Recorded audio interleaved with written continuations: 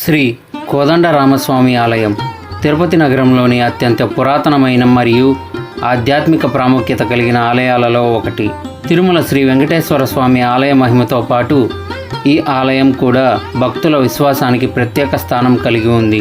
తిరుపతి నగర నడిబొడ్డున ఉన్న ఈ ఆలయం శ్రీరాముడు, సీతాదేవి మరియు లక్ష్మణస్వామిల ఆరాధనకు అంకితం చేయబడింది. వరాహ పురాణం ప్రకారం ఈ క్షేత్రం త్రేతాయుగంతో సంబంధం కలిగి ఉంది.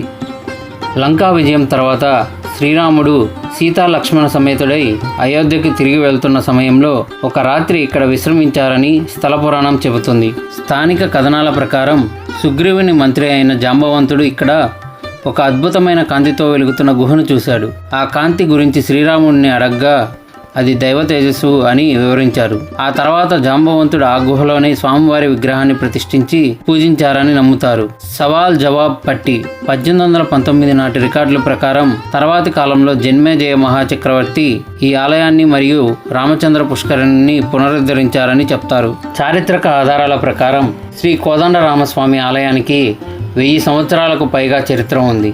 వివిధ రాజవంశాలు మరియు పాలకులు ఈ ఆలయ అభివృద్ధికి తమ వంతు సేవలను అందించారు. 10వ శతాబ్దం చోళరాజుల కాలంలో ఆలయ నిర్మాణం ప్రారంభమైందని భావిస్తారు.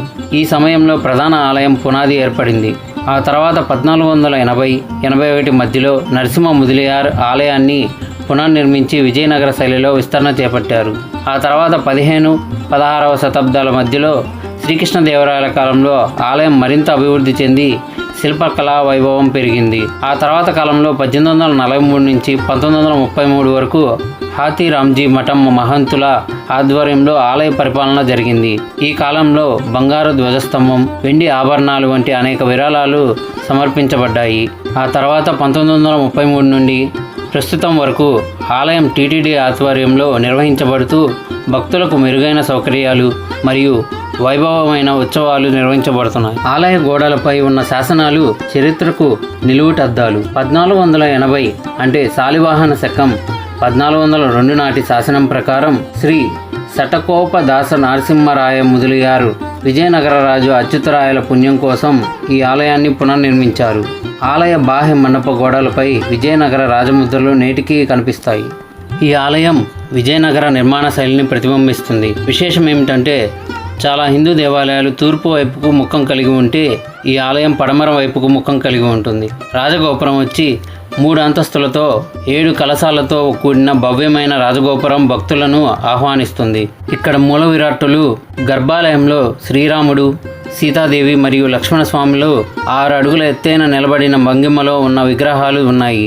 రాముడు ఎడమ చేతిలో కోదండాన్ని, కుడి చేతిలో అంబును ధరించి కోదండరామునిగా దర్శనమిస్తారు.